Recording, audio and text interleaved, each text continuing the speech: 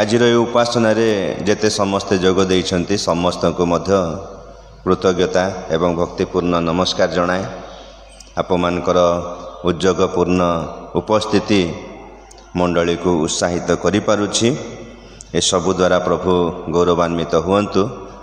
जदिबा मोर आज आसीबा पाए मु चाहू नथिली, एबे मध्य मुंड एते दरज होउछि, मु नियंत्रण मध्यरे नाई।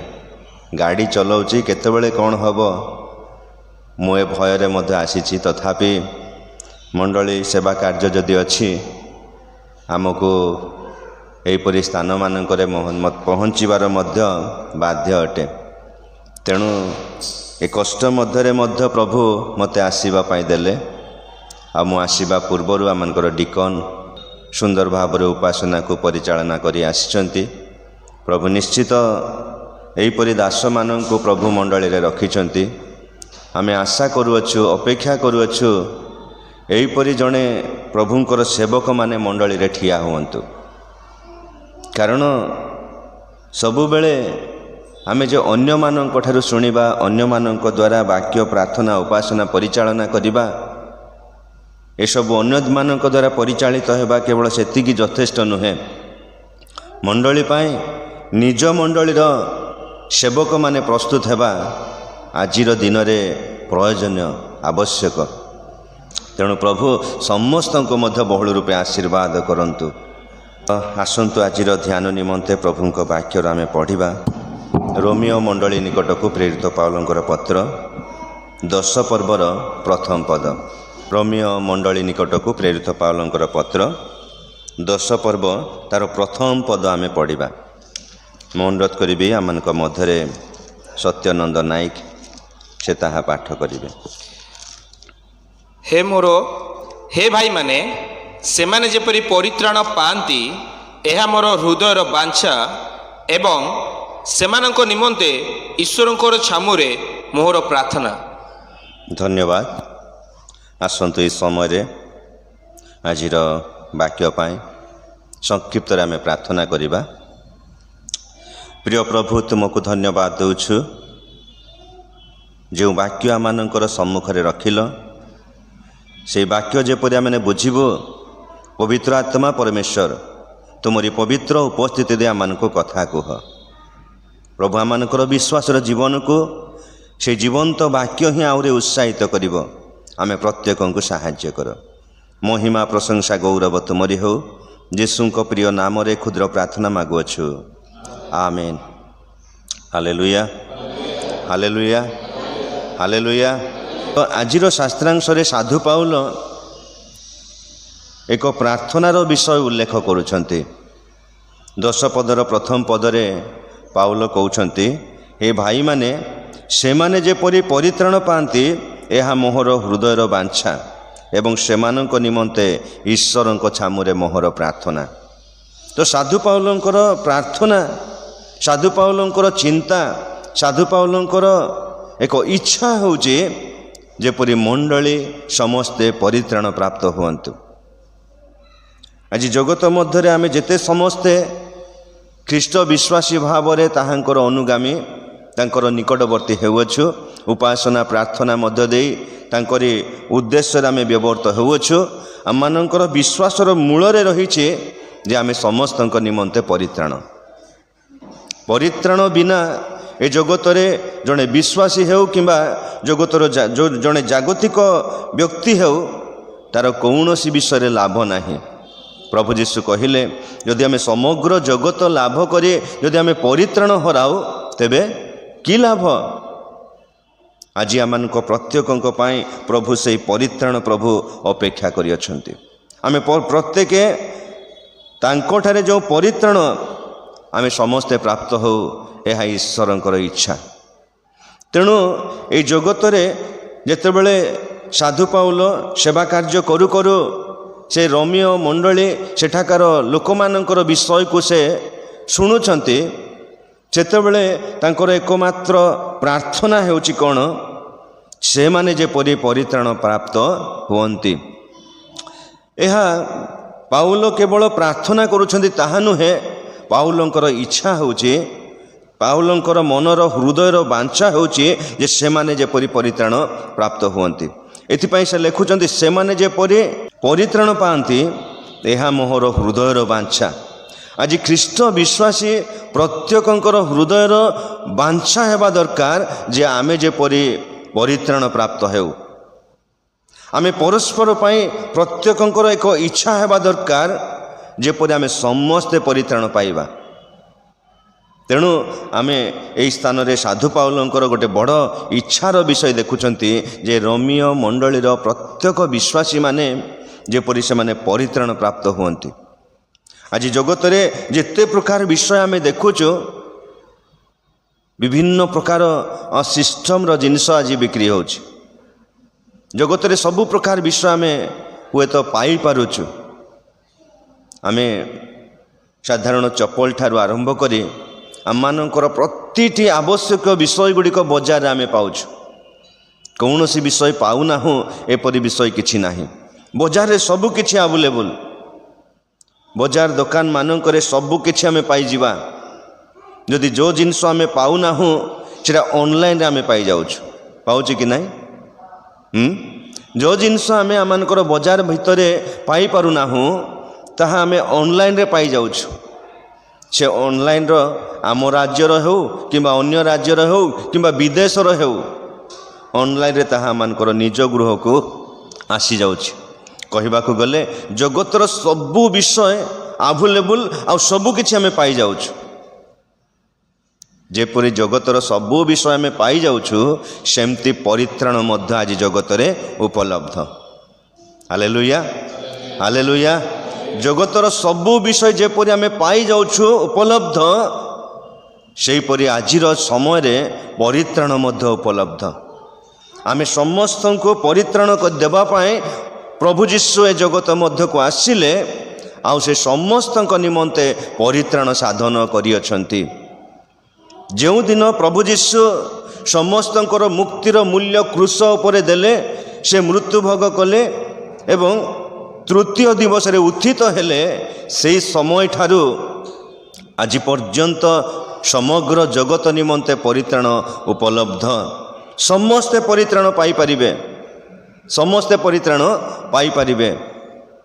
ଆଜି ଆମମାନଙ୍କ ପାଇଁ ପ୍ରଭୁ ଏତେ ବଡ଼ ଅନୁଗ୍ରହ କରିଅଛନ୍ତି ଯେ ଆଜି ପରି ଏକ ଜଗତ ମଧ୍ୟରେ ପରିତ୍ରାଣ ଉପଲବ୍ଧ। ପରିତ୍ରାଣ ଆମେ କୌଣସି ପ୍ରକାର ମୂଲ୍ୟ ଦେଇ କିଣିପାରିବା ନାହିଁ। ପରିତ୍ରାଣକୁ ଆମେ କୌଣସି ପ୍ରକାର ଭାବରେ ପରିଶ୍ରମ କରି ଆମେ ପାଇପାରିବା ନାହିଁ। ପରିତ୍ରାଣକୁ ଆମେ କୌଣସି ପ୍ରକାର ଭାବରେ ଚେଷ୍ଟା କରି ପାଇପାରିବା ନାହିଁ। ଏହି ପରିତ୍ରାଣ ହେଉଛି ଈଶ୍ୱରଙ୍କର ଅନୁଗ୍ରହ ଦାନ। ଯଦି ଆମେ ରୋମୀ ପୁସ୍ତକ ତାର 2 ପର୍ବ 8 ପଦ ପଢ଼ିବା, ସେହି ସ୍ଥାନରେ ମଧ୍ୟ ସାଧୁ ପାଉଲ କହୁଛନ୍ତି ଅନୁଗ୍ରହରେ ବିଶ୍ୱାସ ଦ୍ୱାରା ତୁମ୍ଭେମାନେ ପରିତ୍ରାଣ ପାଇଅଛ। ତାହା ତୁମ୍ଭମାନଙ୍କର ନିଜଠାରୁ ହୋଇନାହିଁ, ତାହା ଈଶ୍ୱରଙ୍କର ଅନୁଗ୍ରହ ଦାନ। Hallelujah, hallelujah. ଆମେ କ୍ରିୟା କର୍ମ ଧର୍ମ ଉତ୍ତମତା ମାନଙ୍କର ଭଲ କାର୍ଯ୍ୟ ସକାଶୁ ପ୍ରଭୁ ଆମମାନଙ୍କୁ ପରିତ୍ରାଣ ଦେଇନାହାନ୍ତି। ଦିନେ ଜଣେ ଧନୀ ବ୍ୟକ୍ତି ଯୀଶୁଙ୍କ ନିକଟକୁ ଆସି ପଚାରୁଛନ୍ତି ଯେ ପ୍ରଭୁ, ଗୁରୁ, ଅନନ୍ତ ଜୀବନ ପାଇବା ପାଇଁ ମୋତେ କେଉଁ ସତ୍କର୍ମ କରିବାକୁ ହେବ? ଅର୍ଥାତ୍ ତାଙ୍କର ଚିନ୍ତାଧାରା ଯେ କୌଣସି ଭଲ କାମ କରିଦେବା ଦ୍ୱାରା ବୋଧେ ସେ ଅନନ୍ତ ଜୀବନ ପାଇଯିବେ, ଏହା ତାଙ୍କର ଚିନ୍ତାଧାରା ଥିଲା। କିନ୍ତୁ ପ୍ରକୃତରେ କୌଣସି କ୍ରିୟା କର୍ମ ଧର୍ମ ଉତ୍ତମ କାର୍ଯ୍ୟ ଦ୍ୱାରା ଆମେ ପରିତ୍ରାଣ ପାଇପାରିବା ନାହିଁ। ପରିତ୍ରାଣ ଈଶ୍ୱରଙ୍କର ଅନୁଗ୍ରହ ଦାନ। ସେ ଆମମାନଙ୍କୁ ଅନୁଗ୍ରହରେ ଯାଛି ସେ ଆମମାନଙ୍କୁ ଦେଇଅଛନ୍ତି। ଆଉ ଏହି ଅନୁଗ୍ରହ ମଧ୍ୟ ଜଗତରେ ଆମେ କୌଣସି ପ୍ରକାର ମୂଲ୍ୟ ଦେଇ କିଣିପାରିବା ନାହିଁ। କିନ୍ତୁ ଏହା ଆଉ ଗୋଟେ ପ୍ରକାର ଭାବରେ କହିବାକୁ ଗଲେ ଏହା ହେଉଛି ବିନା ମୂଲ୍ୟର ଦାନ। ଏ ହେଉଛି ପରିତ୍ରାଣ। ପ୍ରଭୁ ଆମମାନଙ୍କୁ ମୂଲ୍ୟ ବିନା ପରିତ୍ରାଣ ଦେଇଅଛନ୍ତି। କାରଣ କାହିଁକି ଆମେ ମୂଲ୍ୟ ବିନା ପରିତ୍ରାଣ ପାଇପାରିବା? କାରଣ ପ୍ରଭୁ ଯୀଶୁ ଏହି ପରିତ୍ରାଣ ନିମନ୍ତେ କ୍ରୁଶରେ ନିଜର ମୂଲ୍ୟ ଦେଇଅଛନ୍ତି। ସେହି ମୂଲ୍ୟ କ'ଣ? ପ୍ରଭୁ ଯୀଶୁ ଖ୍ରୀଷ୍ଟଙ୍କର ରକ୍ତ। Hallelujah, hallelujah. ତାଙ୍କରି ପବିତ୍ର ରକ୍ତ ବିନିମୟରେ ସେ ଆମମାନଙ୍କର ସମସ୍ତ ପାପରୁ ମୁକ୍ତ କରିଅଛନ୍ତି। ସେ ଆମମାନଙ୍କର ସମସ୍ତ ପାପରୁ ପରିତ୍ରାଣ କରିଅଛନ୍ତି। ଏହି ହେଉଛି ଆମ ପାଇଁ ଏକ ବିନା ମୂଲ୍ୟର ଦାନ। ସେ ଆମମାନଙ୍କୁ ବିନା ମୂଲ୍ୟରେ ପରିତ୍ରାଣ ଦେଇଅଛନ୍ତି। ତେଣୁ ଆଜି ଆମମାନଙ୍କ ନିମନ୍ତେ ଜଗତରେ ଯେଉଁ ପରିତ୍ରାଣ ଉପଲବ୍ଧ, ଆମେ ସମସ୍ତେ ପରିତ୍ରାଣ ପାଇପାରିବା। ସମସ୍ତେ ପରିତ୍ରାଣ ପାଆନ୍ତୁ। ଏହା ଈଶ୍ୱରଙ୍କର ଯୋଜନା, ଈଶ୍ୱରଙ୍କର ଇଚ୍ଛା। ଜଣେ ମଧ୍ୟ ବିନଷ୍ଟ ନ ହୋଇ ସମସ୍ତେ ପରିତ୍ରାଣ ପ୍ରାପ୍ତ ହୁଅନ୍ତୁ, ଏହା ଈଶ୍ୱରଙ୍କର ଇଚ୍ଛା। ଆଜି ଆମେ ସମସ୍ତେ ପରିତ୍ରାଣ ପ୍ରାପ୍ତ ହେଉ, ସେଥିପାଇଁ ପ୍ରଭୁ ଦୀର୍ଘ ସହିଷ୍ଣୁ ହୋଇ ଆମେ ସମସ୍ତଙ୍କ ପାଇଁ ଅପେକ୍ଷା କରିଅଛନ୍ତି। ଆମେ ଯେପରି ବିନଷ୍ଟ ନ ହୋଇ ରକ୍ଷା ପ୍ରାପ୍ତ ହେଉ, ଏଥିପାଇଁ ସଦାପ୍ରଭୁ ପରମେଶ୍ୱର ଦୀର୍ଘ ସହିଷ୍ଣୁ ହୋଇ ଆମେ ସମସ୍ତଙ୍କ ପାଇଁ ଅପେକ୍ଷା କରିଛନ୍ତି। ତ ଏ ଜଗତ ମଧ୍ୟରେ କିଏ ପରିତ୍ରାଣ ପ୍ରାପ୍ତ ହେବ, ତାର ସଂକ୍ଷିପ୍ତରେ କେତେ ଗୋଟି ବିଷୟ ମୁଁ କହିବି। କିଏ ପରିତ୍ରାଣ ପାଇବ?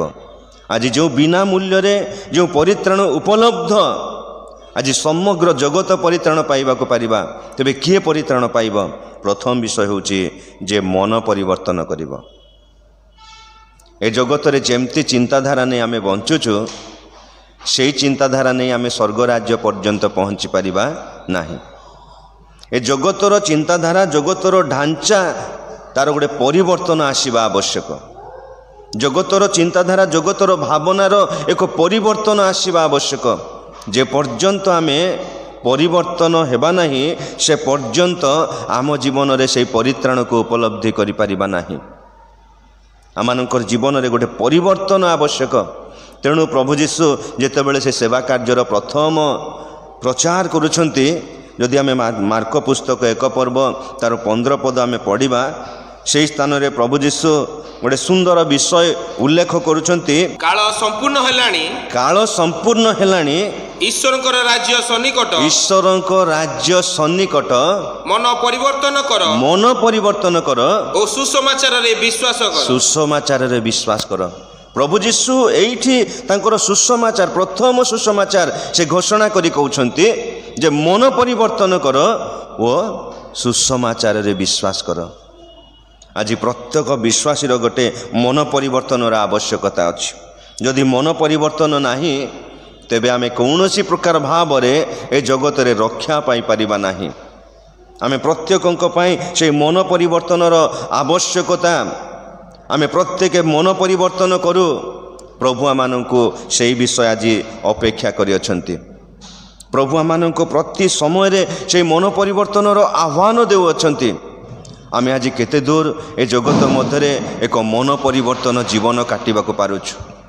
ଆମେ କେତେ ଦୂର ମନ ପରିବର୍ତ୍ତନ ଜୀବନ କାଟି ପ୍ରଭୁଙ୍କର ପ୍ରଶଂସାର କାରଣ ହେବାକୁ ପାରୁଛୁ? ମନ ପରିବର୍ତ୍ତନ କରୁ। ଜଗତରେ ଯେମିତି ଆମେ ବିଭିନ୍ନ ପ୍ରକାର ଚିନ୍ତାଧାରା ଢାଞ୍ଚା ନେଇ ବଞ୍ଚୁଛୁ, ସେଇ ଢାଞ୍ଚାରେ ଆମେ ସ୍ୱର୍ଗରାଜ୍ୟ ପର୍ଯ୍ୟନ୍ତ ପହଞ୍ଚି ପାରିବା ନାହିଁ। ଆମମାନଙ୍କର ଏକ ପରିବର୍ତ୍ତନ। ସେଦିନ ଯକ୍ଷ ଯେ ପର୍ଯ୍ୟନ୍ତ ମନ ପରିବର୍ତ୍ତନ କରିନଥିଲେ, ସେ ପର୍ଯ୍ୟନ୍ତ ପ୍ରଭୁ ଯୀଶୁ ତାଙ୍କୁ କହିନଥିଲେ ଯେ ଆଜି ଏହି ଗୃହରେ ପରିତ୍ରାଣ ଉପସ୍ଥିତ। ଯକ୍ଷ ଦିନେ ତାଙ୍କର ଯେଉଁ କାର୍ଯ୍ୟ ସେ କରୁଥିଲେ, ଲୋକମାନଙ୍କ ଦ୍ୱାରା ସେ ଏ ପ୍ରକାର ବିଷୟ ପାଉଥିଲେ। ତାହା ହେଉଛି ଲୋକମାନେ ଯକ୍ଷଙ୍କର କାର୍ଯ୍ୟ, ଯକ୍ଷଙ୍କର ବ୍ୟବହାରକୁ ଦେଖି ଲୋକମାନେ କହୁଥିଲେ ଏ ଜଣେ ଅନ୍ୟାୟକାରୀ, ଏ ଜଣେ ପାପୀ ଲୋକ। ତ ଏହି ପ୍ରକାର ସେ ଅନ୍ୟାୟ କରି ସେ ଦିନ କାଟୁଥିଲେ। କିନ୍ତୁ ଦିନେ ଯେତେବେଳେ ସେ ଯୀଶୁଖ୍ରୀଷ୍ଟଙ୍କୁ ଦେଖିବାକୁ ଚାହିଁଲେ, ସେ ଯେତେବେଳେ ଯୀଶୁଙ୍କୁ ଦେଖିବାକୁ ଚାହୁଁଛନ୍ତି, ତ ହୁଏତ ସେ ଯୀଶୁଙ୍କୁ ଦେଖିବାକୁ ଚାହିଁଲେ, ଦର୍ଶନ ଦ୍ୱାରା ସେ କୌଣସି ପରିତ୍ରାଣ କି ଉଦ୍ଧାର କି ରକ୍ଷା ପାଇଗଲେ ନାହିଁ। ପ୍ରଭୁ ତାଙ୍କ ମନରେ ଯେଉଁ ଚାଳନା ଦେଲେ ଯେ ଯୀଶୁଖ୍ରୀଷ୍ଟଙ୍କୁ ଦେଖିବେ, କିନ୍ତୁ ସେ ଦେଖିବା ଦ୍ୱାରା ସେ ପରିତ୍ରାଣ ପାଇଗଲେ ନାହିଁ। ଆଜି ଜଗତରେ ଏହି ପ୍ରକାର କିଛି ବିଶ୍ୱାସ ଅଛି ଯେ ଦର୍ଶନ କରିଦେଲେ ମୁକ୍ତି ପାଇଯିବା, ଦର୍ଶନ କରିଦେଲେ ରକ୍ଷା ପାଇଯିବା। ଦର୍ଶନ ଦ୍ୱାରା କୌଣସି ପରିତ୍ରାଣ ନାହିଁ।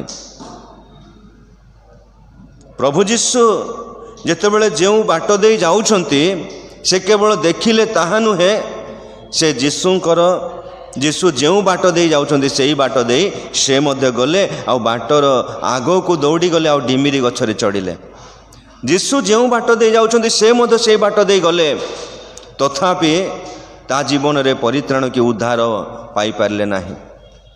ଆଜି ହଜାର ହଜାର ସଂଖ୍ୟାରେ ଯୀଶୁଙ୍କର ପଛରେ ଚାଲିବା ଲୋକ ଅନେକ, ଯୀଶୁଙ୍କ ପଛରେ ବହୁ ସଂଖ୍ୟକ ଲୋକ ଚାଲୁଛନ୍ତି, କିନ୍ତୁ ତାଙ୍କର ଅନୁଗମନ କରୁଥିବା ପ୍ରତ୍ୟେକ ଲୋକ ଯେ ପରିତ୍ରାଣ ପାଇଯିବେ ତାହା ମଧ୍ୟ ନୁହେଁ। ସେଥିପାଇଁ ପ୍ରଭୁ ଯୀଶୁ କହିଲେ, ମୋତେ ପ୍ରଭୁ ପ୍ରଭୁ ବୋଲି ଅନେକ କହିବେ, ସମସ୍ତେ ସ୍ୱର୍ଗ ରାଜ୍ୟରେ ପ୍ରବେଶ କରିପାରିବେ ନାହିଁ।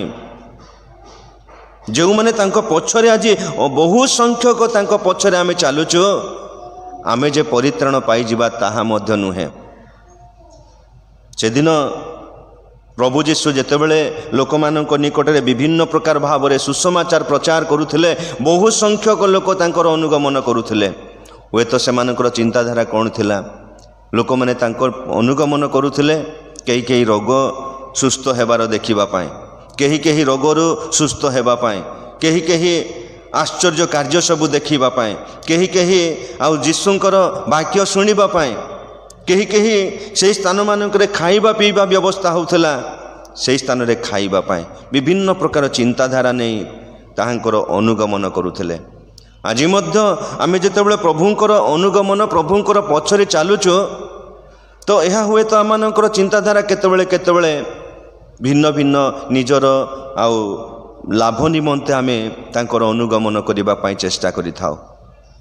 ଯେଉଁ ସ୍ଥାନରେ ଆମମାନଙ୍କର ଟିକେ ଫାଇଦା ଅଛି ସେହି ସ୍ଥାନକୁ ଆମେ ତା ପଛରେ ଯିବା ପାଇଁ ଚେଷ୍ଟା କରିଥାଉ। ଯକ୍ଷ ମଧ୍ୟ ସେଦିନ ଯୀଶୁଙ୍କର ପଛରେ ଗଲେ, ଆଉ ସେ ଯୀଶୁ ଯେଉଁ ବାଟ ଦେଇ ଯାଉଛନ୍ତି ତାର ଆଗକୁ ଯାଇ ଗୋଟେ ଡିମ୍ବିରି ଗଛ ଉପରେ ଚଢ଼ିଲେ, ସେତେବେଳେ ମଧ୍ୟ ସେ ପରିତ୍ରାଣ ପାଇଗଲେ ନାହିଁ। କିନ୍ତୁ କେତେବେଳେ ପରିତ୍ରାଣ ପାଇଲେ? ଯେତେବେଳେ ସେ ଯୀଶୁଙ୍କ ସହିତ ସାକ୍ଷାତ କରୁଛନ୍ତି, ଯୀଶୁଙ୍କର ଯୀଶୁଙ୍କର ନିକଟବର୍ତ୍ତୀ ହେଉଛନ୍ତି, ଯୀଶୁଙ୍କ ସହିତ ସେ ସାକ୍ଷାତ କରୁଛନ୍ତି, ସେତେବେଳେ ତା ଜୀବନରେ ଏକ ପରିବର୍ତ୍ତନ ଆସିଲା। ଯେ ପର୍ଯ୍ୟନ୍ତ ସେ ଯୀଶୁଙ୍କୁ ସାକ୍ଷାତ କରିନଥିଲେ, ଯେ ପର୍ଯ୍ୟନ୍ତ ସେ ଯୀଶୁଙ୍କୁ ଭେଟି ନଥିଲେ, ସେ ପର୍ଯ୍ୟନ୍ତ ତା ଜୀବନରେ ଗୋଟେ ପରିବର୍ତ୍ତନ ଆସିନଥିଲା। ଯେମିତି କଥାରେ ଅଛି, ଯଦି ଆମେ ଭଲ ଲୋକମାନଙ୍କ ସଙ୍ଗରେ ମିଶିଲେ ଭଲ ହେବା, ଦୁଷ୍ଟ ଲୋକମାନଙ୍କ ସଙ୍ଗରେ ମିଶିଲେ ଦୁଷ୍ଟାମୀ ହେଇଯିବା।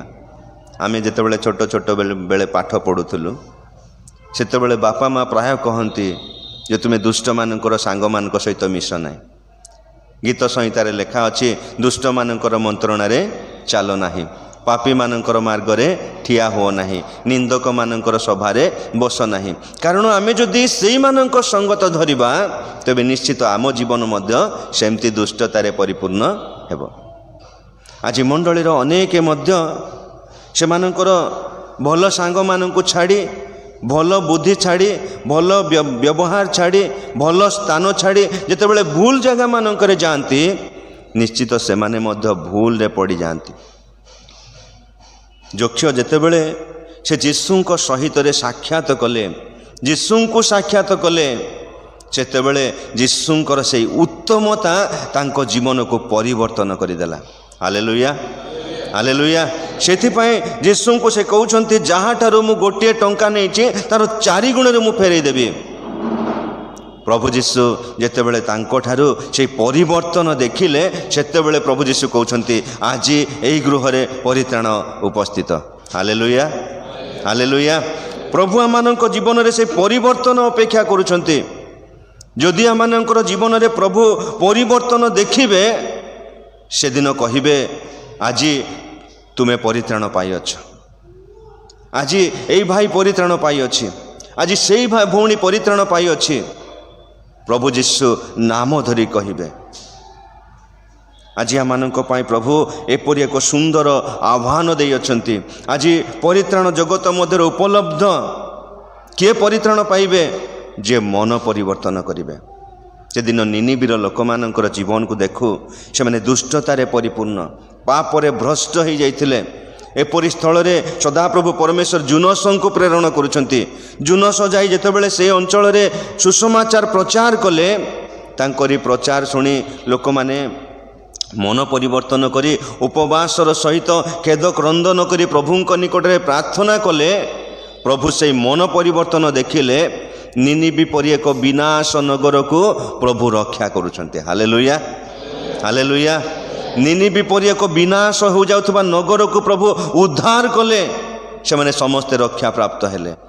ଆଜି ଆମମାନଙ୍କର ବ୍ୟକ୍ତିଗତ ଜୀବନକୁ ଦେଖୁ, ଆମମାନଙ୍କର କେଉଁ କାମ ସକାଶୁ କେଉଁ ପ୍ରକାର ଜୀବନ ସକାଶୁ ଆମେ ବିନଷ୍ଟ ହେବାକୁ ଯାଉଛୁ। ପ୍ରଭୁ ଯୀଶୁଙ୍କ ନିକଟକୁ ଆସନ୍ତୁ, ପ୍ରଭୁ ଯୀଶୁଙ୍କର ଉପସ୍ଥିତି ମଧ୍ୟକୁ ଆସନ୍ତୁ, ପ୍ରଭୁ ଯୀଶୁଙ୍କର ସାନ୍ନିଧ୍ୟ ମଧ୍ୟକୁ ଆସନ୍ତୁ, ପ୍ରଭୁ ଯୀଶୁଙ୍କର ସେ ଉପାସନା ମଧ୍ୟକୁ ଆସନ୍ତୁ। ପ୍ରତ୍ୟେକଙ୍କ ଜୀବନରେ ପ୍ରଭୁ ଏପରି ଏକ ପରିବର୍ତ୍ତନ ଜୀବନ ଦେବେ, ଯେଉଁ ପରିବର୍ତ୍ତନ ଜୀବନ କି ଆମ ପାଇଁ ପରିତ୍ରାଣର କାରଣ ହୋଇପାରିବ। ପ୍ରଭୁ ନିଶ୍ଚିତ ଆମେ ସମସ୍ତଙ୍କୁ ସେହିପରି ଏକ ପରିବର୍ତ୍ତନ ଜୀବନ ପ୍ରତ୍ୟେକଙ୍କୁ ପ୍ରଭୁ ପ୍ରଦାନ କରନ୍ତୁ। ଦ୍ୱିତୀୟ ବିଷୟ, କେଉଁମାନେ ପରିତ୍ରାଣ ପ୍ରାପ୍ତ ହେବେ? ଦ୍ୱିତୀୟ ବିଷୟ ହେଉଛି ଯେ ତାହାଙ୍କଠାରେ ବିଶ୍ୱାସ କରେ। ଆମେ ପ୍ରତ୍ୟେକ ବିଶ୍ୱାସୀ, ଆମେ ସମସ୍ତେ ପ୍ରଭୁ ଯୀଶୁ ଖ୍ରୀଷ୍ଟଙ୍କର ବିଶ୍ୱାସୀ, ଆମେ ବିଶ୍ୱାସୀ ଭାବରେ ପରିଚିତ। ଯଦି ଆମେ ଯୀଶୁଙ୍କୁ ବିଶ୍ୱାସ କରିନଥାନ୍ତୁ ତେବେ ଆମେ ଏହି ସ୍ଥାନରେ ଉପସ୍ଥିତ ହୋଇନଥାନ୍ତୁ। ଆମେ ସମସ୍ତେ ବିଶ୍ୱାସୀ, କିନ୍ତୁ ଆମମାନଙ୍କୁ କିଭଳି ଭାବରେ ବିଶ୍ୱାସ କରିବାକୁ ହେବ? ଆମମାନଙ୍କର ବିଶ୍ୱାସ ଆଜି କି ପ୍ରକାର? ଆଜି ଆମେ ସେହି ବିଶ୍ୱାସକୁ ଯଦି ସେହି ପ୍ରକାର ଭାବରେ ପ୍ରକାଶିତ ନ କରୁ ତେବେ ଆମମାନଙ୍କର ବିଶ୍ୱାସ କେବଳ ବୃଥା। ଆମମାନଙ୍କୁ ସେଇଭଳି ଭାବରେ ବିଶ୍ୱାସ କରିବା ଆବଶ୍ୟକ। ଯଦି ଯୋହନ ପୁସ୍ତକ ତାର 3 ପର୍ବ 15 ପଦ ଆମେ ଦେଖୁ, ଲେଖା ଅଛି, ଯେ କେହି ତାହାଙ୍କଠାରେ ବିଶ୍ୱାସ କରେ ସେ ଅନନ୍ତ ଜୀବନ ପ୍ରାପ୍ତ ହୁଏ। ଯେ କେହି ତାହାଙ୍କଠାରେ ବିଶ୍ୱାସ କରନ୍ତି, ଯେ ତାହାଙ୍କଠାରେ ବିଶ୍ୱାସ କରେ ସେ ବିନଷ୍ଟ ନ ହୋଇ ଅନନ୍ତ ଜୀବନ ପ୍ରାପ୍ତ ହୁଅନ୍ତି। ତ ଆଜି ଆମେ କେତେ ଦୂର, ଆମେ କିଭଳି ଭାବରେ ପ୍ରଭୁଙ୍କଠାରେ ବିଶ୍ୱାସ କରୁଅଛୁ? ଆମର ବିଶ୍ୱାସ କି ପ୍ରକାର? ଆମର ବିଶ୍ୱାସ ଆମର ସ୍ୱାର୍ଥ ନିମନ୍ତେ ବିଶ୍ୱାସ ବେଳେବେଳେ ହୋଇଥାଏ, ଆମର ସୁବିଧା ନିମନ୍ତେ ବିଶ୍ୱାସ। ଆମର ବିଶ୍ୱାସ କି ପ୍ରକାର ବିଶ୍ୱାସ? ସମୟ ହେଲେ ଗିର୍ଜା ଆସିବା, ସମୟ ନହେଲେ ଆସିବା ନାହିଁ, କାମ ସାରିକି ଆସିବା, ନଚେତ୍ ଆଜି ବି ଟାଟା କରିଦେବା ଆଜିର ଗିର୍ଜାକୁ। ବେଳେବେଳେ ଆମମାନଙ୍କର ବିଶ୍ୱାସ ସେମିତିକା ବିଶ୍ୱାସ। ଆମେ ଯଦି ସେମିତିକା ବିଶ୍ୱାସରେ ଯଦି ପ୍ରଭୁଙ୍କର ଠାରେ ଆମେ ଚାଲୁ ତେବେ ସେହି ବିଶ୍ୱାସ ଯେ ଆମମାନଙ୍କୁ ପରିତ୍ରାଣ ଦେବ ତାହା ହୁଏତ ଆମେ ଆଶା କରିପାରିବା ନାହିଁ। ଆମେ ସେଇଭଳି ଭାବରେ ବିଶ୍ୱାସ କରିବା। ସେଦିନ ଅବ୍ରାହମଙ୍କୁ ଯେତେବେଳେ ପରମେଶ୍ୱର ଆହ୍ୱାନ କରୁଛନ୍ତି, ଏବ୍ରି ପୁସ୍ତକ ଟିକେ ପଢ଼ିବେ, ଏବ୍ରି ତାର 11 ପର୍ବ 8 ପଦ ଟିକେ ପଢ଼ିବେ। ଏବ୍ରି 11 ପର୍ବର 8 ପଦ। ବିଶ୍ୱାସ ଦ୍ୱାରା ଅବ୍ରାହମ ଆହ୍ୱାନ ପ୍ରାପ୍ତ ହୁଅନ୍ତେ ଯେଉଁ ଦେଶ ସେ ଅଧିକାର ସ୍ୱରୂପେ ପାଇବାକୁ ଯାଉଥିଲେ, ଆଜ୍ଞାବହ ହୋଇ ସେଠାରୁ ବାହାରି ଗଲେ। ପୁଣି ସେ କେଉଁଠାକୁ ଯାଉଅଛନ୍ତି ତାହା ନ ଜାଣି ସୁଦ୍ଧା ବାହାରିଗଲେ। Hallelujah hallelujah. ବିଶ୍ୱାସ ଦ୍ୱାରା ଅବ୍ରାହମ ଆହ୍ୱାନ ପ୍ରାପ୍ତ ହୁଅନ୍ତେ ସେ କେଉଁ ସ୍ଥାନକୁ ଯାଉଅଛନ୍ତି ତାହା ନ ଜାଣି ସୁଦ୍ଧା ବାହାରିଗଲେ। ଆଜି ଆମେ ଯଦି କୌଣସି ଏକ ସ୍ଥାନକୁ ଯିବାକୁ ହେଲେ ଆମେ ପ୍ରଥମେ ପଚାରୁ ସେଠାକାର ପରିବେଶ କିପରି, ସେଠାକାର ଜଳବାୟୁ କିପରି, ସେଠି ରହିବା ଘରର ଫ୍ୟାସିଲିଟି କିପରି, ଆମେ ରହିବା ଯେଉଁ ସ୍ଥାନରେ ପାଣି କେମିତି, ଆମେ ରହିବା ପାଇଁ କେତେ ସୁବିଧା, ଆମର ପିଲାମାନେ ପଢ଼ିବା ପାଇଁ ସ୍କୁଲ କଲେଜ ପାଖାପାଖି ତ, ଆମମାନଙ୍କର ବଜାର ଘାଟ ସବୁ ପାଖାପାଖି ତ। ଆମେ ଯେତେବେଳେ କୌଣସି ଜାଗାରେ ରହିବାକୁ ଯଦି ଚାହୁଁଛୁ ତେବେ ପ୍ରଥମେ ସବୁ ପ୍ରକାର ଫ୍ୟାସିଲିଟି ଆମେ ଦେଖିଥାଉ। କିନ୍ତୁ ସଦାପ୍ରଭୁ ପରମେଶ୍ୱର ଯେତେବେଳେ ଅବ୍ରାହମଙ୍କୁ ଆହ୍ୱାନ କରୁଛନ୍ତି, ସେ ଆହ୍ୱାନ ପାଇବା ମାତ୍ରକେ କେଉଁ ସ୍ଥାନକୁ ସେ ଯାଉଅଛନ୍ତି ତାହା ନ ଜାଣି ସୁଦ୍ଧା ବାହାରିଗଲେ। ଏ ହେଉଛି ବିଶ୍ୱାସ। Hallelujah hallelujah. ସେ କେଉଁ ସ୍ଥାନକୁ ଯାଉଅଛନ୍ତି, କେଉଁ ସ୍ଥାନରେ ରହିବେ, କ'ଣ କରିବେ, କେମିତି ଅବସ୍ଥାରେ ସେଠାକାର ପରିସ୍ଥିତି ପରିବେଶ କିଛି ନ ଜାଣି ସୁଦ୍ଧା ପରମେଶ୍ୱରଙ୍କର ଆହ୍ୱାନର ବାଧ୍ୟ ହେଲେ। ହାଲେଲୁୟା। ଆଜି ଆମମାନଙ୍କର ବିଶ୍ୱାସ କେତେ? ଆଜି ଆମମାନଙ୍କର ବିଶ୍ୱାସ ଯଦି ସୁବିଧା ହେଲେ ସବୁ କିଛି କରିଦେବା, ଆମର ଯଦି ଭଲ ଲାଭ ଉପାୟ ଅଛି ତେବେ କରିଦେବା, ଯଦି ଆମମାନଙ୍କର ସମୟ ସୁଯୋଗ ମିଳୁଛି ତେବେ କରିଦେବା, ନଚେତ୍ ପ୍ରଭୁ ଆମମାନଙ୍କୁ ସେହି ପ୍ରକାର ବିଶ୍ୱାସ ଅପେକ୍ଷା କରନ୍ତି ନାହିଁ। ଆମମାନଙ୍କର ଏକ ତ୍ୟାଗପୂର୍ଣ୍ଣ ବିଶ୍ୱାସ ପ୍ରଭୁ ଅପେକ୍ଷା କରିଛନ୍ତି। ଯଦି ଆମେ ସେ ଏବ୍ରି ପୁସ୍ତକ ଟିକେ ପଢ଼ିବା 11 ପର୍ବ 24 ପଦ ଟିକେ ପଢ଼ିବେ। ବିଶ୍ୱାସ ଦ୍ୱାରା ମୋଶା ବୟସ ପ୍ରାପ୍ତ ହେଲା ଉତ୍ତାରେ ଫାରୋଙ୍କର କନ୍ୟା ପୁତ୍ର ବୋଲି ଖ୍ୟାତ ହେବାକୁ ନାସ୍ତି କଲେ। ଯେଉଁ ମୋଶା କି ସେଦିନ ମିଶରର ରାଜ ଉଆସରେ ବଢ଼ିଲେ, ରାଜକୀୟ ଖାଦ୍ୟ ଖାଇଲେ, ରାଜକୀୟ ପରିବାରରେ ସବୁ ବିଷୟର ଅଧିକାର ପ୍ରାପ୍ତ ହେଇଥିଲେ, କିନ୍ତୁ ଯେତେବେଳେ ସେ ଜାଣୁଛନ୍ତି ଯେ ପରମେଶ୍ୱର ସଦାପ୍ରଭୁ ପରମେଶ୍ୱର ଏବ୍ରିୟମାନଙ୍କର ପରମେଶ୍ୱର ବୋଲି ସେ ଜାଣିଲେ, ସେତେବେଳେ ସେ ରାଜାଙ୍କର କନ୍ୟାଙ୍କର ପୁତ୍ର ହେବାକୁ ମଧ୍ୟ ସେ ନାସ୍ତି କରୁଛନ୍ତି। ଆମେ ଯଦି କେଉଁ ଜାଗାରେ ଯଦି ଫାଇଦା ଅଛି, ସେଠି ଆଉ ଧର୍ମ ସ୍ଥାନ ପାଇବ ନାହିଁ, ସେଠି ପ୍ରଭୁ ସ୍ଥାନ ପାଇବ ନାହିଁ। ଅନେକ ସମୟରେ ମଣ୍ଡଳୀର ବିଶ୍ୱାସୀମାନଙ୍କ ମଧ୍ୟରେ ଏ ପ୍ରକାର ବିଷୟ ଗୁଡ଼ିକ ଦେଖାଯାଇଥାଏ। ଯଦି କୌଣସି ପ୍ରକାର ସୁବିଧା ଯଦି ଅଛି, ସେ ପ୍ରଭୁଙ୍କୁ ପଛରେ ଛାଡ଼, ଆଗ ମୋର ସୁବିଧାଟା ଟିକେ ହେଇଯାଉ। କିନ୍ତୁ ଏଇଠି ମୋଶା ଏତେ ସବୁ ଅଧିକାର ତାଙ୍କର ଥିଲା, କିନ୍ତୁ ସେ ଫାରୋଙ୍କର କନ୍ୟାଙ୍କର ପୁତ୍ର ହେବାକୁ ସୁଦ୍ଧା ସେ ନାସ୍ତି କରୁଛନ୍ତି। ତାପରେ କ'ଣ କଲେ? ପାପର କ୍ଷଣିକ ସୁଖ ଭୋଗ ଅପେକ୍ଷା ଈଶ୍ୱରଙ୍କର ଲୋକମାନଙ୍କ ସହିତ ବରଂ ଦୁଃଖ ଭୋଗ କରିବାକୁ ସେ ପସନ୍ଦ କଲେ। ଏଇ ପାପର କ୍ଷଣିକ ସୁଖ ଭୋଗ ଅପେକ୍ଷା ବରଞ୍ଚ ଈଶ୍ୱରଙ୍କ ଲୋକମାନଙ୍କ ସହିତ ଦୁଃଖ ଭୋଗ କରିବାକୁ ପସନ୍ଦ କଲେ। ବାକ୍ୟରେ ଲେଖା ଅଛି, ଏଣିକି ଯେଉଁମାନେ ଧର୍ମ ଜୀବନ ଯାପନ କରନ୍ତି ସେମାନେ ଦୁଃଖ ଭୋଗ କରିବେ। ଯେଉଁମାନେ ଧର୍ମ ଜୀବନ ଯାପନ କରିବାକୁ ଇଚ୍ଛା କରନ୍ତି ସେମାନେ ଦୁଃଖ ଭୋଗ କରିବେ। ଏ ଜଗତରେ ବିଶ୍ୱାସୀମାନଙ୍କ ପାଇଁ ସବୁବେଳେ ଆନନ୍ଦ ଖୁସିର ଜୀବନ ନାହିଁ, ସେମାନଙ୍କୁ ଦୁଃଖପୂର୍ଣ୍ଣ ସମୟ ମଧ୍ୟ ଦେଇ ଯିବାକୁ ହେବ। ସେମାନେ ଅନେକ ପ୍ରକାର ବାଧା କଷ୍ଟ ମଧ୍ୟ ଦେଇ ଯିବାକୁ ହେବ। ତେଣୁ ମୋଶା ଯେତେବେଳେ ସେଇ ପରମେଶ୍ୱରଙ୍କୁ ଜାଣୁଛନ୍ତି, ସେତେବେଳେ ଏଇ ପାପର କ୍ଷଣିକ ସୁଖ ଭୋଗ ଅପେକ୍ଷା ବରଞ୍ଚ ଈଶ୍ୱରଙ୍କ ଲୋକମାନଙ୍କ ସହିତ ଦୁଃଖ ଭୋଗ କରିବାକୁ ପସନ୍ଦ କଲେ। ଆଜି ଅନେକ ସମୟରେ ଆମେ ସେଇ ବିଷୟକୁ ସେଇ ପ୍ରକାର ଭାବରେ ଆମେ ମନରେ ନେଇନଥାଉ।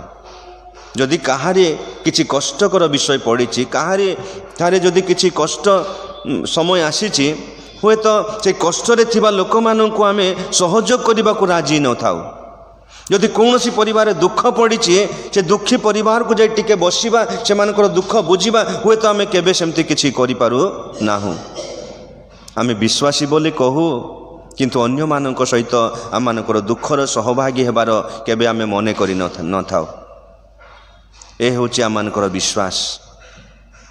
ତ ଏଇଠି ମୋଶା ଏ ପାପର କ୍ଷଣିକ ସୁଖ ଭୋଗ ଛାଡ଼ି ସେ ଈଶ୍ୱରଙ୍କ ଲୋକମାନଙ୍କ ସହିତ ଦୁଃଖ ଭୋଗ କରିବାକୁ ପସନ୍ଦ କରୁଛନ୍ତି।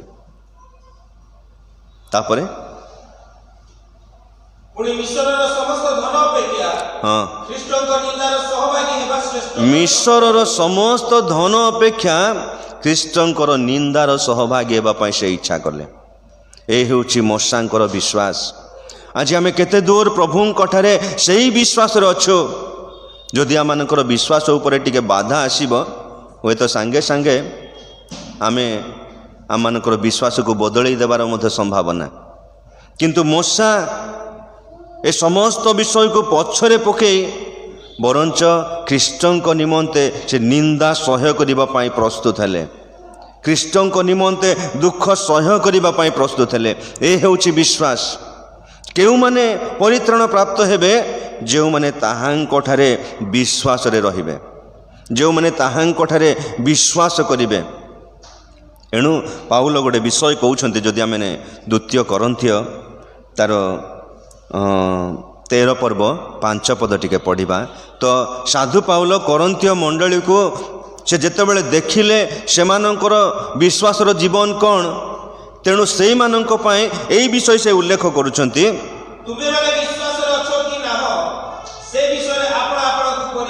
ତୁମ୍ଭେମାନେ ବିଶ୍ୱାସରେ ଅଛ କି ନାହ, ସେ ବିଷୟରେ ଆପଣା ଆପଣାକୁ ପରୀକ୍ଷା କର।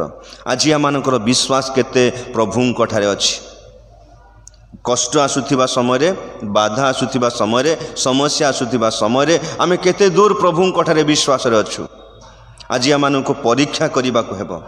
जदि आम प्रकृत में निज निजर विश्वास को परीक्षा करूना तेबे केउ समय आम विश्वास उणा पड़ जाइए आम जापर ना। तेणु आम जदि प्रकाशित पुस्तक तार 2 पर्व 5 पद टिके पढ़िबे।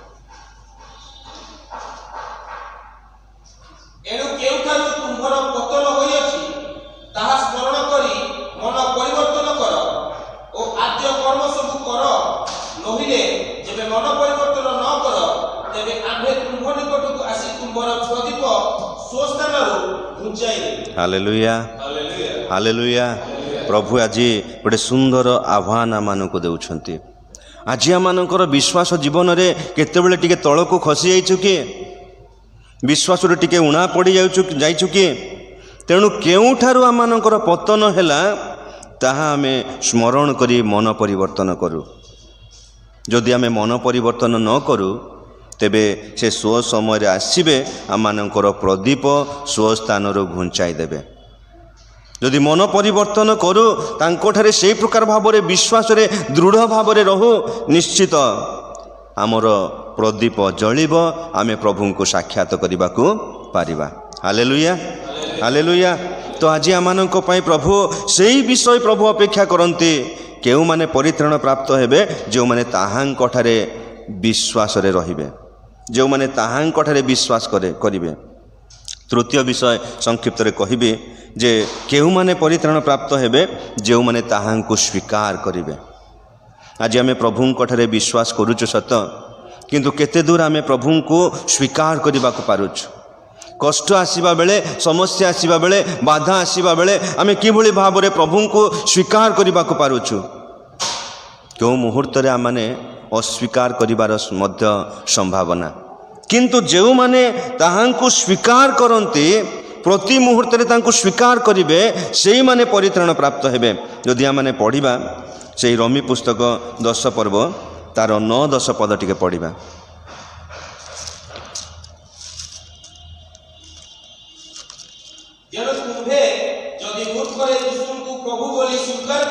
जेणु तुम्भे जदि मुखरे यीशु को प्रभु बोली स्वीकार करिबो हृदय रे विश्वास करिबो। Hallelujah hallelujah. जदि आमे यीशु ख्रीष्ट को प्रभु बोली स्वीकार करिबा और ईश्वर ताहांको मृत मानक मध्यरु उठाय अछंती बोली हृदय रे विश्वास करिबा तेबे परित्राण प्राप्त हेबा। 10 पद पढ़िबो। धार्मिकता पाइबा निमंते विश्वासी मनुष्य हृदय रे विश्वास करिबा आवश्यक। परित्राण प्राप्त निमंते मुखरे स्वीकार करिबा आवश्यक। जदि आमे सही परित्राण पाइबा को चाहूँ तेबे प्रति मुहूर्त रे आमे यीशु ख्रीष्ट को प्रभु बोली आमे स्वीकार करू। यीशु ख्रीष्ट को प्रभु बोली आमे स्वीकार करू। से दिन यीशु ख्रीष्ट दिने शिष्य मान को पचारुछंती जे मु किए बोली ए लोक माने कौन कहती। सेतेबेले लोक माने कहउछंती जे ए बोधे जड़े भाववादी, ए बोधे जड़े भविष्यत वक्ता मानक मध्यरु जड़े, ए बोधे एलियो भविष्यत वक्ता। तो यीशु से विषय शुणिबा परे यीशु शिष्य मान को पचारुछंती मु किए बोली तुम्हे माने कौन कहूअछ। आज प्रकृत में आम पाई यह गोटे प्रश्न जे यीशु ख्रीष्ट किए बोली आमे कौन कहूअछु। आमे आज कौन बोली कहूअछु यीशु ख्रीष्ट को आमे किए बोली जानू। से दिन यीशु जेतेबेले लोक मान को पचारुछंती शिष्य मान को पचारुछंती समस्ते हुए तो निरुत्तर थिले, किंतु जड़े उत्तर देले से होउछंती पितर। पितर यीशु को सही समय कहिले आपण जीवंत ईश्वरंकर पुत्र ख्रीष्ट यीशु। Hallelujah hallelujah. से दिन पितर यीशु को उत्तर दे कहउछंती आपण ईश्वर जीवंत ईश्वरंकर पुत्र ख्रीष्ट। आज आमे यीशु ख्रीष्ट को किभली भाव में आमे स्वीकार करने को पारुछु। जदि आमे पितरंकर विषय को जदि देखू ଯେଉଁ ପିତର କି ଯୀଶୁଙ୍କୁ କହୁଛନ୍ତି ଯେ ଆପଣଙ୍କୁ ଯଦି ମରିବାକୁ ହେବ ତେବେ ମୁଁ ମଧ୍ୟ ଆପଣଙ୍କ ସହିତ ମରିବି। ପିତର ଯୀଶୁଙ୍କୁ କହୁଛନ୍ତି ସତ, କିନ୍ତୁ ପରବର୍ତ୍ତୀ ମୁହୂର୍ତ୍ତରେ ଯେତେବେଳେ ତାଙ୍କ ଜୀବନକୁ ବାଧା ଆସୁଛି, ଯେଉଁ ସମୟରେ ଗେତ୍ସେମନୀ ଉଦ୍ୟାନରେ ପ୍ରଭୁ ଯୀଶୁ ଶତ୍ରୁମାନଙ୍କର ହସ୍ତରେ ଧରାଗଲେ, ସେତେବେଳେ ପିତର ଦେଖିଲେ, ସାଙ୍ଗେ ସାଙ୍ଗେ ମଧ୍ୟ ସେ କାନ କାଟି ପକାଉଛନ୍ତି ଜଣେ ସୈନିକକୁ। ପ୍ରଭୁ ଯୀଶୁ କହିଲେ, ତୁମର ଅସ୍ତ୍ର ତୁମର ଖଣ୍ଡା ତୁମେ ସ୍ୱସ୍ଥାନରେ ରଖ, କାରଣ ଯେଉଁମାନେ ଅସ୍ତ୍ର କି ଖଣ୍ଡା ବ୍ୟବହାର କରିବେ ସେମାନେ ଅସ୍ତ୍ର ଦ୍ୱାରା ନିହତ ହେବେ। ଆଉ ଯୀଶୁ ଯେତେବେଳେ ସେମାନଙ୍କ ଦ୍ୱାରା ଧରା ହେଇକି ଯାଉଛନ୍ତି, ସେତେବେଳେ ପିତର ଧୀରେ ଧୀରେ ଲୁଚିବାକୁ ଲାଗିଲେ। ଯୀଶୁଙ୍କର ସହଭାଗିତା ଠାରୁ ସେ ବିଚ୍ଛିନ୍ନ ହେବାକୁ ଲାଗିଲେ। ଯୀଶୁଙ୍କର ସହିତ ସେ ଦୂରକୁ ଯିବାକୁ ଲାଗିଲେ। ତାଙ୍କ ଜୀବନରେ ଯେତେବେଳେ ବାଧା ଆସୁଛି, ଜୀବନରେ ଯେତେବେଳେ କଷ୍ଟ ଆସୁଛି, ସେତେବେଳେ ଆଉ ସେ ଯୀଶୁଙ୍କୁ ଆଉ ସେ ସ୍ୱୀକାର କରୁନାହାନ୍ତି। ଯେତେବେଳେ ସେ ଲୋକମାନେ ତାଙ୍କୁ ଦେଖିଲେ ଏଇ ବ୍ୟକ୍ତି ଯୀଶୁଙ୍କର ଲୋକମାନଙ୍କ ସହିତ ସେ ମିଶିଥିଲେ, ସେତେବେଳେ ସେ କହିଲେ, ମୁଁ ତାଙ୍କୁ ଜାଣେ ନା। ଯେଉଁ ପିତର କହୁଥିଲେ ଆପଣଙ୍କୁ ଯଦି ମରିବାକୁ ହେବ ମୁଁ ମଧ୍ୟ ଆପଣଙ୍କ ସଙ୍ଗରେ ମରିବି, କିନ୍ତୁ ଯେତେବେଳେ ଜୀବନରେ ବିପଦ ଆସୁଛି ସେତେବେଳେ ସେ କହିଲେ ଯେ ମୁଁ ତାଙ୍କୁ ଜାଣେ ନା, ମୁଁ ସେ ଦଳର ଲୋକ ନୁହେଁ। ଆଜି ଅନେକ ସମୟରେ ଏପରି ଏକ ସମୟ ଜଗତ ମଧ୍ୟକୁ ଆସୁଅଛି, କେତେବେଳେ ଆମମାନଙ୍କୁ ଯଦି କୌଣସି ପ୍ରକାର ଭାବରେ କିଛି ଲୋକ ଯଦି ଏଇ ବିଷୟ କହିବେ ଏ ମଧ୍ୟ ଜଣେ ଖ୍ରୀଷ୍ଟିଆନ, ତେବେ ଆମେ କେତେ ଦୂର ହଁ ମୁଁ ଯୀଶୁଖ୍ରୀଷ୍ଟଙ୍କୁ ବ୍ୟକ୍ତିଗତ ତ୍ରାଣକର୍ତ୍ତା ଭାବରେ ବିଶ୍ୱାସ କରି ଗ୍ରହଣ କରିଅଛି, ଯୀଶୁଖ୍ରୀଷ୍ଟ ହିଁ ମୋର ପ୍ରଭୁ, ଆମେ କେତେ ଦୂର କହିବା ପାଇଁ ଆଜି ପ୍ରସ୍ତୁତ ହୋଇପାରିଛୁ। ଯଦି ସେ ପ୍ରକାର ପ୍ରସ୍ତୁତ ନାହିଁ, ତେବେ ପରିତ୍ରାଣ ହରାଇବା ସମ୍ଭାବନା। ସେଦିନ ଇସ୍କାରିତ ଜିହୁଦା 30 କୋଟି ରୌପ୍ୟ ମୁଦ୍ରା ପାଇଁ ଯୀଶୁଙ୍କୁ ଶତ୍ରୁମାନଙ୍କର ହସ୍ତରେ ବିକ୍ରି କରିଦେଲେ। ଆଜି କିଛି ଟଙ୍କା ହୁଏତ ଆମମାନଙ୍କୁ ଯୀଶୁଖ୍ରୀଷ୍ଟଙ୍କୁ ଅସ୍ୱୀକାର କରିବା ପାଇଁ ସାହାଯ୍ୟ କରିବ। କିଛି ଜଗତର ରକ୍ଷା ନିମନ୍ତେ, ବିପଦରୁ ରକ୍ଷା ପାଇଯିବା ନିମନ୍ତେ, ମୃତ୍ୟୁଦଣ୍ଡରୁ ରକ୍ଷା ପାଇଯିବା ନିମନ୍ତେ, କିମ୍ବା କୌଣସି ପ୍ରକାର ତାଡ଼ନାରୁ ରକ୍ଷା ପାଇଯିବା ନିମନ୍ତେ ଏପରି କିଛି ବିଷୟ ସମ୍ମୁଖକୁ ଆସିବ। ହୁଏତ ଏହା ମଧ୍ୟ ବେଳେବେଳେ ଆମମାନଙ୍କୁ ଅସ୍ୱୀକାର କରିବା ପାଇଁ ସାହାଯ୍ୟ କରିପାରିବ। କିନ୍ତୁ ଏହିପରି ସ୍ଥଳରେ କେତେ ଦୂର ମୁଁ ପ୍ରଭୁଙ୍କୁ ସ୍ୱୀକାର କରିବାକୁ ପାରୁଛି? ଆଜି ମୋ ଜୀବନରେ କେତେ ଦୂର ମୁଁ ପ୍ରଭୁଙ୍କୁ ସେ ପ୍ରକାର ଭାବରେ ମୁଁ ସ୍ୱୀକାର କରୁ କରୁ ପ୍ରଭୁ ଯୀଶୁ ହିଁ ମୋର ପ୍ରଭୁ ବୋଲି ମୁଁ ଏ ଜଗତରେ ମୁଁ ଜଣେଇବାକୁ ପାରୁଛି। ଆଜି ଆମମାନଙ୍କ ପାଇଁ ଏକ ବିଶେଷ ବିଷୟ ପ୍ରଭୁ ସମୟ ଦେଇଛନ୍ତି। ଆମେ କେତେ ଦୂର ତାଙ୍କଠାରେ ତାହାଙ୍କୁ ଆମେ ସ୍ୱୀକାର କରୁ କରୁ ତାଙ୍କଠାରେ ଯେଉଁ ପରିତ୍ରାଣ ଉପଲବ୍ଧ ତାହା ଆମେ ପାଇବା ପାଇଁ ଚେଷ୍ଟା କରିବାକୁ ପାରୁଛୁ। ପ୍ରଭୁ ଆଜି ଆମମାନଙ୍କୁ ଏହି ସୁନ୍ଦର ସମୟ, ଏହି ସୁନ୍ଦର ସୁଯୋଗ ପ୍ରଭୁ ଆମମାନଙ୍କୁ ଦେଇଛନ୍ତି। ଆଜି ଆମମାନଙ୍କ ପାଇଁ ପରିତ୍ରାଣ ଉପଲବ୍ଧ। ଆମେ ସମସ୍ତେ, କେବଳ ଆମେ ନୁହେଁ, ସାରା ଜଗତ ଆଜି ପରିତ୍ରାଣ ପାଇବା ପାଇଁ ପ୍ରଭୁ ଅପେକ୍ଷା କରିଅଛନ୍ତି।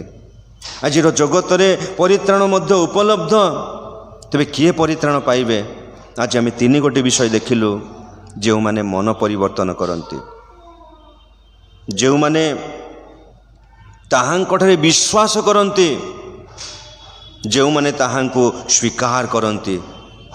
ଚତୁର୍ଥ ବିଷୟ ଯଦି କହିବାକୁ ଗଲେ, ଯେଉଁମାନେ ଶେଷ ପର୍ଯ୍ୟନ୍ତ ଧୈର୍ଯ୍ୟ ଧରି ରହନ୍ତି, ସେଇମାନେ ପରିତ୍ରାଣ ପ୍ରାପ୍ତ ହେବେ।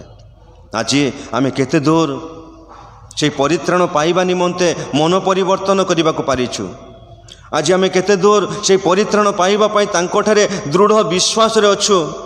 ଆଜି ଆମେ କେତେ ଦୂର ସେହି ପରିତ୍ରାଣ ପାଇବା ନିମନ୍ତେ ଯୀଶୁଖ୍ରୀଷ୍ଟଙ୍କୁ ପ୍ରଭୁ ବୋଲି ସ୍ୱୀକାର କରୁଅଛୁ? ଆଜି ଆମେ କେତେ ଦୂର ଶେଷ ପର୍ଯ୍ୟନ୍ତ, ଏ ଭୟଙ୍କର ସମୟ ମଧ୍ୟରେ ଶେଷ ପର୍ଯ୍ୟନ୍ତ ଧୈର୍ଯ୍ୟ ଧରି ଅପେକ୍ଷାରେ ଅଛୁ?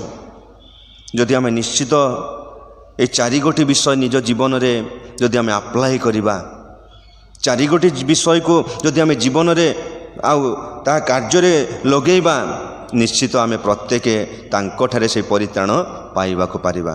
ପ୍ରଭୁ ଆଜି ଆମମାନଙ୍କୁ ପ୍ରତ୍ୟେକଙ୍କୁ ଆଜିର ବାକ୍ୟ ମଧ୍ୟ ଦେଇ ଆଶୀର୍ବାଦ କରନ୍ତୁ। ଆସନ୍ତୁ ପ୍ରାର୍ଥନା କରିବା। ପ୍ରିୟ ପ୍ରଭୁ, ତୁମକୁ ଧନ୍ୟବାଦ କରୁଅଛୁ। ତୁମରି ଜୀବନ୍ତ ବାକ୍ୟ ଦେଇ ମୋତେ ପୁଣି ମଣ୍ଡଳୀକୁ କଥା କହିଲ। এই ବାକ୍ୟ ପ୍ରଭୁ ମୋତେ କଥା କହିଅଛି। এই ବାକ୍ୟ ପ୍ରଭୁ ମଣ୍ଡଳୀକୁ କଥା କହିଅଛି। এই ବାକ୍ୟ ଆଜି ଜଗତକୁ କଥା କହିଅଛି। ଆମେ ଯେପରି ପ୍ରଭୁ ବିନଷ୍ଟ ନ ହୋଇ ରକ୍ଷାପ୍ରାପ୍ତ ହେଉ, ଏହା ତୁମର ଇଚ୍ଛା ଓ ଯୋଜନା ପ୍ରଭୁ। ତେଣୁ ପ୍ରଭୁ ସେ ଉଦ୍ଧାରର ପଥ, ସେ ପରିତ୍ରାଣର ଦ୍ୱାର ଆଜି ଖୋଲି ଦେଇଅଛ ପ୍ରଭୁ। ଆମେ ପ୍ରତ୍ୟେକ ଯେପରି ପରିତ୍ରାଣ ପ୍ରାପ୍ତ ହେବୁ, ଏଥିପାଇଁ ଆଜି 4 ବିଷୟ ଆମମାନଙ୍କୁ ଚିନ୍ତା କରିବାକୁ ଦେଲ ପ୍ରଭୁ। ଯେପରି ଆମେ ସମସ୍ତେ ପ୍ରଭୁ ମନ ପରିବର୍ତ୍ତନ କରିବୁ, ତୁମଠାରେ ବିଶ୍ୱାସରେ ଦୃଢ଼ ଭାବରେ ଲାଗି ରହିବୁ, ପ୍ରତି ମୁହୂର୍ତ୍ତରେ ତୁମକୁ ସ୍ୱୀକାର କରିବୁ ଏବଂ ପ୍ରଭୁ ଶେଷ ପର୍ଯ୍ୟନ୍ତ ଧୈର୍ଯ୍ୟ ଧରି ରହିବୁ।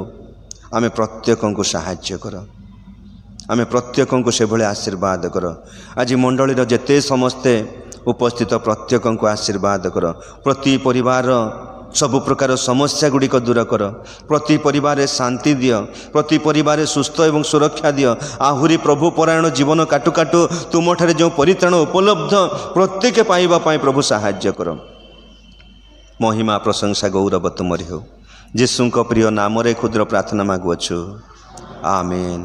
ହେ ଆମମାନଙ୍କ ସ୍ୱର୍ଗସ୍ଥ ପିତା, ତୁମ୍ଭ ନାମ ପବିତ୍ର ବୋଲି ମାନ୍ୟ ହେଉ। ତୁମ୍ଭ ରାଜ୍ୟ ଆସୁ, ଯେଉଁ ରୂପେ ସ୍ୱର୍ଗରେ ସେହି ରୂପେ ପୃଥିବୀରେ ତୁମ୍ଭ ଇଚ୍ଛା ସଫଳ ହେଉ। ଆଜି ଆମମାନଙ୍କୁ ପ୍ରয়োଜনীୟ ଆହାର ଦିଅ। ଆମମାନେ ଯେପରି ନିଜ ନିଜ ଅପରାଧୀମାନଙ୍କୁ କ୍ଷମା କରିଅଛୁ, ସେହିପରି ଆମମାନଙ୍କ ଅପରାଧ ସବୁ କ୍ଷମା କର। ପରୀକ୍ଷାରେ ଆମମାନଙ୍କୁ ଆଣ ନାହିଁ, ମାତ୍ର ମନ୍ଦରୁ ରକ୍ଷା କର। ଯେଣୁ ରାଜ୍ୟ, ପରାକ୍ରମ, ଗୌରବ ସଦା ସର୍ବଦା ତୁମ୍ଭର, ଆମେନ୍। ଏତେବେଳେ ପିତା ଈଶ୍ୱରଙ୍କର ଅସୀମ ପ୍ରେମ, ତ୍ରାଣକର୍ତ୍ତା ପ୍ରଭୁ ଯୀଶୁଖ୍ରୀଷ୍ଟଙ୍କର ବିବିଧ ଦୟା ଏବଂ ଅନୁଗ୍ରହ, ପବିତ୍ର ଆତ୍ମାଙ୍କ ଚିରନ୍ତନ ଶାନ୍ତି, ଶକ୍ତି, ସୁମଧୁର ସହଭାଗିତା ଆମ ସମସ୍ତଙ୍କ ସଙ୍ଗେ ସଙ୍ଗେ ଥାଏ। ଚିରମଙ୍ଗଳ ଉପକାର କରନ୍ତୁ। ଆମେନ୍, ଆମେନ୍, ଆମେନ୍। ଧନ୍ୟବାଦ ସମସ୍ତଙ୍କୁ।